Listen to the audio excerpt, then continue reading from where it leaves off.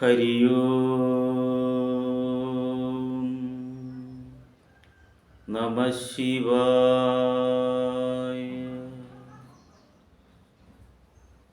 എല്ലാ സനാതന സാരഥികൾക്കും ശ്രീശങ്കര ഡിവോഷണൽ സെഗ്മെൻറ്റിലേക്ക് എളിയവൻ്റെ സ്വാഗതം. നമസ്കാരം.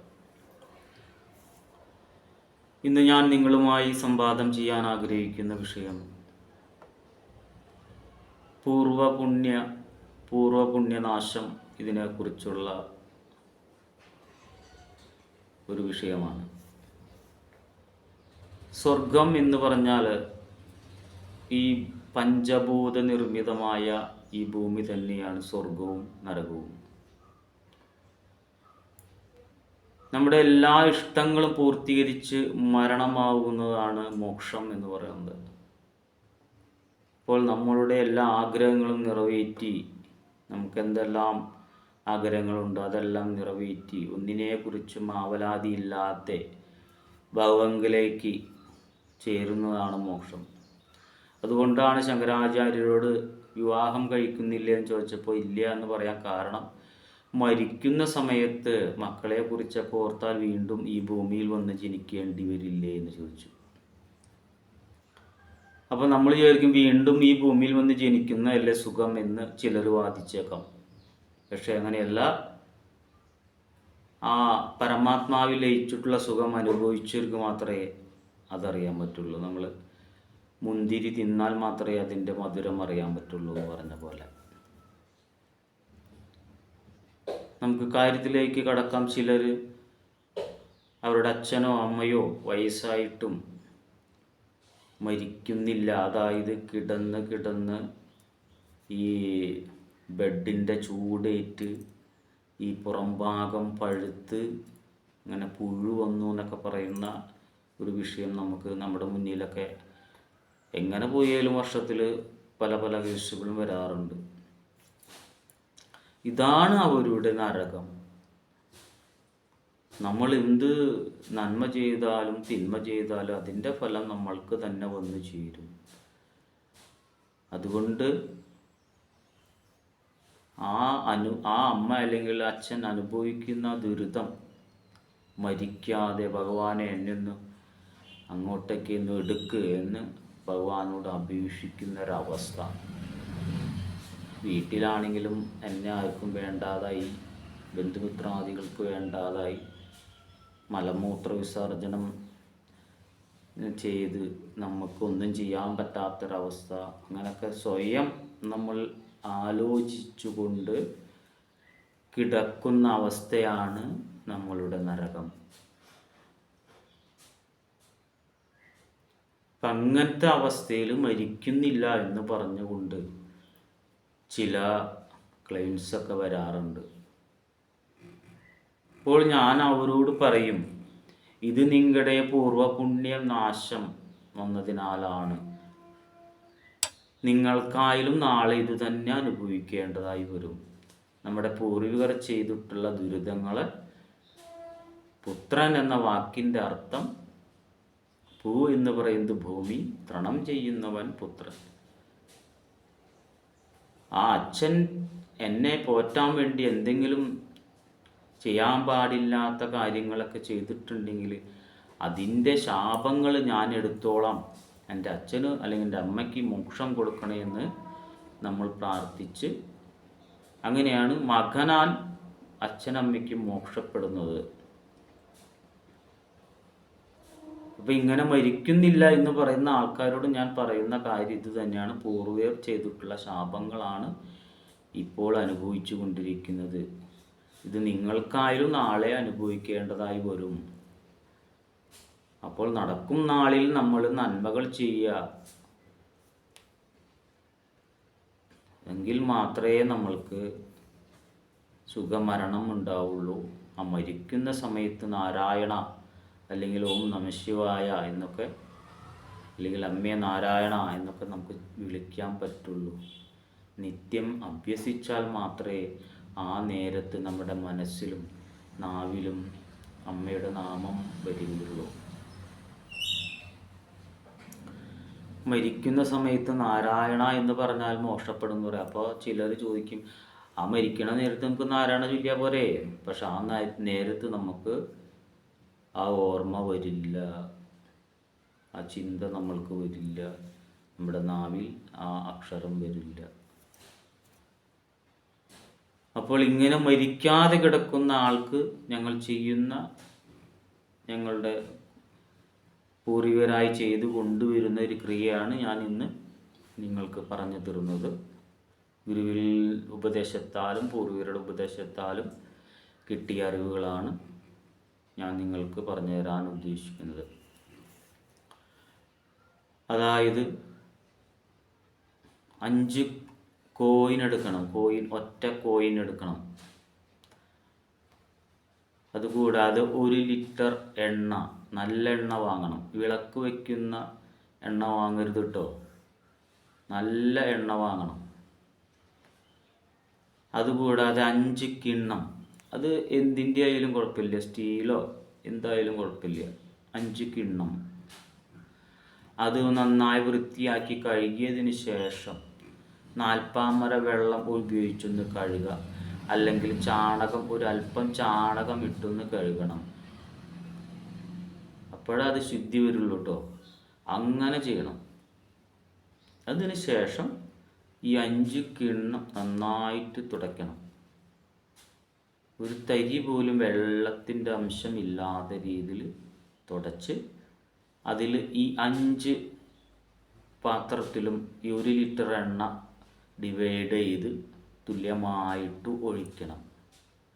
അപ്പം ഈ എണ്ണ ഒഴിക്കുന്നതിന് മുൻപ് ഈ മരണശയ്യയിൽ കിടക്കുന്ന ഈ വ്യക്തിയെ ഒഴിയണം. 5 തവണ ഒഴിയണം ഈ എണ്ണ. എന്നിട്ട് 5 പാത്രത്തിലേക്ക് ഒഴിക്കണം. ഒഴിച്ചതിന് ശേഷം 1 കോയിൻ എടുക്കണം. 5 കോയിനിലെ 1 കോയിൻ എടുക്കണം. എടുത്ത്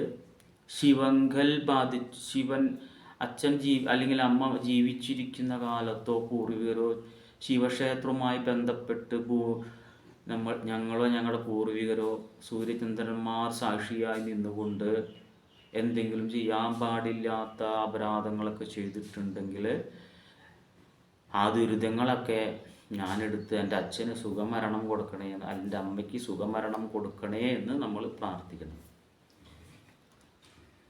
എന്നിട്ട് 5 പ്രാവശ്യം ഒഴിയണം.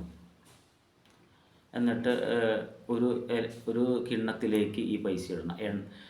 5 കിണ്ണത്തിൽ എണ്ണ ഒഴിച്ച് വെച്ചിട്ടുണ്ട്, അതിലെ 1 കിണ്ണത്തിൽ. അപ്പോൾ ഏത് കിണ്ണത്തിലാണ് ശിവക്ഷേത്രത്തിലേക്ക് എന്നുള്ളത് വ്യക്തമായിട്ട് നമ്മൾ നോട്ട് ചെയ്യണം. അതിനുശേഷം വിഷ്ണു ക്ഷേത്രം, വിഷ്ണുവിൻ്റെ അമ്പലം, നമ്മുടെ വീടിൻ്റെ അടുത്തുള്ള വിഷ്ണുവിൻ്റെ അമ്പലം, അതായത് കൃഷ്ണനോ നരസിംഹോ ദശാവതാരത്തിൽ പെട്ടിട്ടുള്ള ഏത് ക്ഷേത്രമായാലും മതി, വിഷ്ണു ക്ഷേത്രം.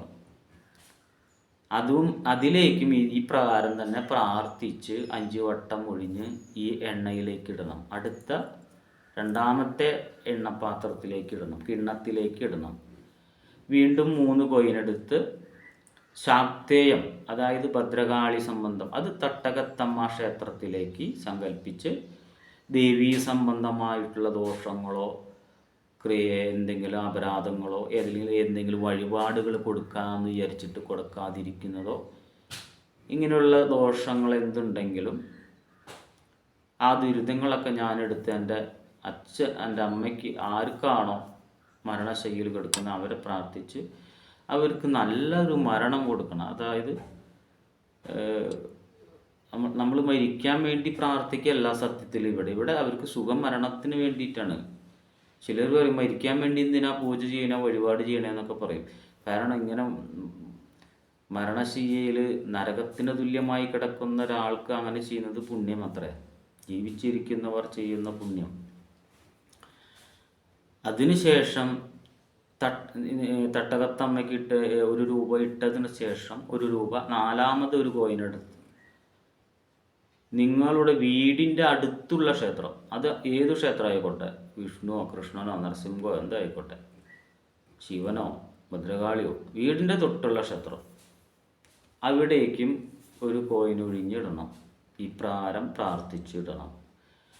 അഞ്ചാമത്തെ കോയിനെടുത്ത് നിങ്ങളുടെ പരദേവതാ ക്ഷേത്രം ഇല്ലാത്തവരാണെങ്കിൽ വീടിൻ്റെ അടുത്തുള്ള തട്ടകത്ത് ഭഗവതി ക്ഷേത്രത്തിലേക്കാണ് കൊടുക്കേണ്ടത്. അത് അവിടേക്ക് നമ്മൾ മേൽപ്രകാരം പറഞ്ഞിട്ടുള്ള പോലെ പ്രാർത്ഥിച്ച് അഞ്ചാമത്തെ കിണ്ണത്തിലേക്കും ഇടണം. എന്നിട്ട് ഈ 5 കിണ്ണം ഈ രോഗി കിടക്കുന്ന കട്ടിലിനടിയിൽ നിരത്തി വെക്കണം.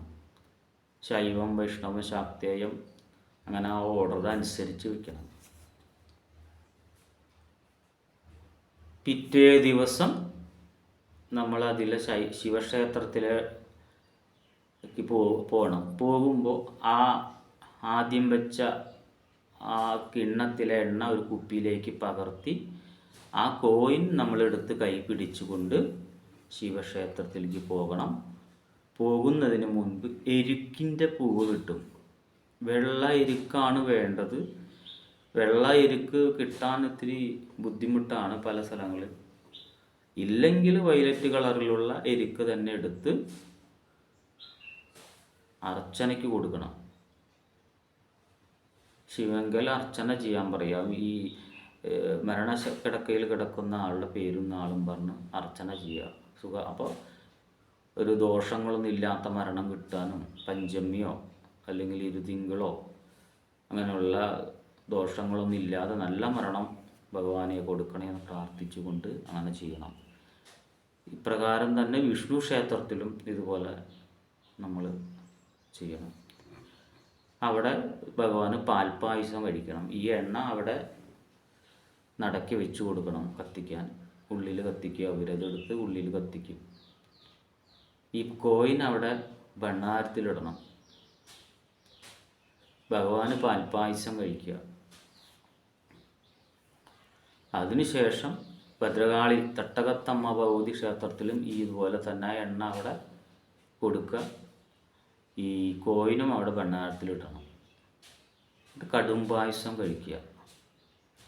നിങ്ങളുടെ വീടിൻ്റെ അടുത്തുള്ള ക്ഷേത്രത്തിൽ ഇതുപോലെ എണ്ണ കൊടുക്കുക. ആ കോയിൻ അവിടെ ഭണ്ഡാരത്തിലിടുക. അവിടെ എന്താണോ പ്രസക്തമായ വഴിപാട് അതും ചെയ്യുക. അതുകൂടാതെ കുടുംബക്ഷേത്രത്തിൽ വന്നിട്ട് ആ എണ്ണ അവിടെ കൊടുക്കുക. ആ ഒരു കോയിൻ ഭണ്ഡാര സമർപ്പണം ചെയ്ത് എന്താണോ അവിടുത്തെ വിശേഷാൽ വഴിപാട് അതും കൂടി കഴിക്കുക. ശേഷം നമ്മൾ ഗണപതിയുടെ അമ്പലത്തിൽ പോയിട്ട് ഒരു ഗണപതി ഹോമം, ലഘു ഗണപതി ഹോമം ചെയ്യാൻ പറയണം. ചെറുത് മതി, വലുതൊന്നും വേണ്ട. ലഘു ഗണപതി ഹോമം ഷീട്ടാക്കുക. എന്തായാലും നല്ലൊരു ദിവസം നോക്കി അദ്ദേഹത്തിൻ്റെ ആത്മാവ് ഈശ്വരനിലേക്ക് ലയിക്കും. ഒരു സംശയം വേണ്ട. പെട്ടെന്ന് മരിക്കില്ല എന്നല്ല, ചില സ്ഥലങ്ങളിലൊക്കെ ഒഴിഞ്ഞു വെച്ച് അന്ന് തന്നെ മരിക്കും. അത്രയും അനുഭവങ്ങളുണ്ട് ഇവിടെ. ഒരുപാട് പേർക്കും ഇവിടെ വന്നവർക്കൊക്കെ അറിയാം. അഥവാ 1, 2, 3 ദിവസം. അപ്പോൾ അത് നല്ല നാളും കൂടി കിട്ടാൻ വേണ്ടിയിട്ടാവുമെന്ന് ഞാൻ വിശ്വസിക്കുന്നു. അപ്പോൾ ഒരു ദോഷമില്ലാതെ, ഒരു പഞ്ചമദോഷമോ ഒന്നും ഇല്ലാത്ത ഒരു നക്ഷത്രത്തിൽ ഭഗവാൻ ആ ആത്മാവിനെ എടുക്കും. പക്ഷേ ആരാണോ ഇത് ചെയ്തത് അദ്ദേഹത്തിന് ആ ദുരിതം അവിടെ നിൽക്കുന്നുണ്ടാവും. അതിനെ ഹോമങ്ങൾ ചെയ്ത് വേർപാട് ചെയ്യണം. പലരും ഈ മരണശേഷം ഇതൊന്നും ചെയ്യില്ലേ, ഭൂരിഭാഗം ചെയ്യാറില്ല. മരിക്കേണ്ട ആൾ മരിച്ചില്ലേ ഇനിയിപ്പോൾ, പക്ഷേ അവർക്കും ഇതേപോലുള്ള ദുരിതം വരാൻ ഇടയുണ്ട്, കണ്ടിട്ടുമുണ്ട്. അപ്പോൾ അതും ഞാൻ ഓർമ്മപ്പെടുത്തുകയാണ്. അവർ അതിന് ശേഷം ആ ദുരിതങ്ങളെ വേർപാട് ചെയ്യണം.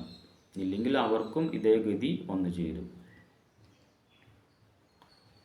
വിശേഷാൽ പറയാൻ എന്താ കാരണം എന്ന് വെച്ചാൽ, ഇവിടെ അടുത്ത് ഒരു ശിവക്ഷേത്രത്തിൽ അടുത്ത് തന്നെ ഒരു വലിയൊരു ഫാമിലിൻ്റെ അവരുടെ അമ്മ ഇതുപോലെ മരിക്കാതെ കിടക്കുന്നു. അങ്ങനെ ആരോ പറഞ്ഞ് ഇവിടേക്ക് വന്നു. അപ്പം അവർ പോവാത്ത സ്ഥലങ്ങളില്ല. ഇവിടെ ശിവങ്കലിലേക്ക് മൃത്യുഞ്ജയ ഹോമം, ആ ഹോമം ഇതൊക്കെ ചെയ്തു, എന്നിട്ട് മാറ്റങ്ങളില്ല. അങ്ങനെ തന്നെ വെന്റിലേറ്ററിൽ കിടക്കുകയാണ്. ഇനി എന്താ സ്വാമി വേണ്ടതെന്ന് വെച്ചപ്പോൾ എത്രയും പെട്ടെന്ന് മൃത്യുഞ്ജയ ഹോമം ചെയ്യാൻ പറഞ്ഞു. അപ്പോൾ മൃത്യുഞ്ജയ ഹോമം ഞങ്ങൾ പഠിത്തന്നെ ചെയ്തു സ്വാമി എന്നൊക്കെ പറഞ്ഞു. അതുകൊണ്ട് കാര്യമില്ല. വള്ളി, മുട്ട്, എള്ള്, കറുക, പാല്, നെയ്യ്, പാൽപ്പായസം ഇങ്ങനെ തന്നെ മൃത്യുഞ്ജയ ഹോമം ചെയ്യണം. അമ്പലത്തിൽ ഇങ്ങനെയൊന്നും ചെയ്യില്ല. 20 രൂപയ്ക്ക് മൃത്യുഞ്ജയ ഹോമം ചെയ്യുന്ന ആൾക്കാരുണ്ട്, 100 രൂപയ്ക്ക്. അതൊന്നും നടക്കണ കാര്യങ്ങളല്ല, വെറുതെ ഒരു സങ്കല്പം, അത്രേ ഉള്ളൂ. യഥാവിധി പ്രകാരം 144 × 7 1008 സംഖ്യ മൃത്യുഞ്ജയ ഹോമം. വലിയ വലിയ പേര് കെട്ട ആൾക്കാരുടെ അടുത്തൊക്കെ പോയി ചെയ്തിട്ട് മാറ്റം കിട്ടിയില്ല. ഇവിടെ നമ്മൾ മൃത്യുഞ്ജയ ഹോമം ഇവിടെ ചെയ്തു. 3-ാം നാൾ നല്ല മരണം കിട്ടി, ഒരു ദോഷമില്ലാത്ത മരണമൊക്കെ കിട്ടി.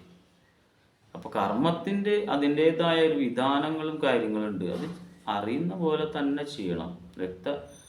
ഋഷീശ്വരന്മാർ പറഞ്ഞ രീതിയിൽ തന്നെ ചെയ്യണം. അപ്പോൾ അതിന് ഫലം കിട്ടും. ഭക്തിയോടുകൂടി ചെയ്യണം. അല്ലെങ്കിൽ എല്ലാവരും ഹോമം ചെയ്യുന്നുണ്ട്, ഞാനും ഹോമം ചെയ്യുന്നുണ്ട്, അങ്ങനെ അതാവരുത്. അതായാലും കാര്യമില്ല. അങ്ങനെ ചെയ്യുന്നവരാണ് കൂടുതൽ ഭാഗം. അതുകൊണ്ടാണ് ഈ ഒരു മേഖല തന്നെ ഇങ്ങനെ നശിക്കാനും കാരണം. ഇന്നത്തെ വിഷയം നിങ്ങൾക്ക് എല്ലാവർക്കും ഇഷ്ടപ്പെട്ടു എന്ന് ഞാൻ വിശ്വസിക്കുന്നു. എൻ്റെ ഗുരുക്കന്മാരിൽ നിന്നും എൻ്റെ പൂർവികരിൽ നിന്നൊക്കെ കിട്ടിയിട്ടുള്ള ഈ അറിവുകൾ, അനേക വർഷത്തെ ഗുരുക്കന്മാരുടെ പിന്നിലൂടെ നടന്ന് കിട്ടിയ ഈ അറിവ് ഒരു ദിവസം കൊണ്ട് ഞാൻ നിങ്ങൾക്ക് സമർപ്പിക്കുകയാണ്. ഇതിന് നിങ്ങൾ നന്ദിയുള്ളവരാണെങ്കിൽ എൻ്റെ ഈ ചാനൽ സബ്സ്ക്രൈബ് ചെയ്യണമെന്ന് അപേക്ഷിക്കുകയാണ്. അതുപോലെ നിങ്ങളുടെ മറ്റ് സുഹൃത്തുക്കൾക്കൊക്കെ ഈ ചാനൽ അയച്ചു കൊടുക്കണം, സബ്സ്ക്രൈബ് ചെയ്യിക്കണം, ലൈക്ക് ചെയ്യിക്കണം.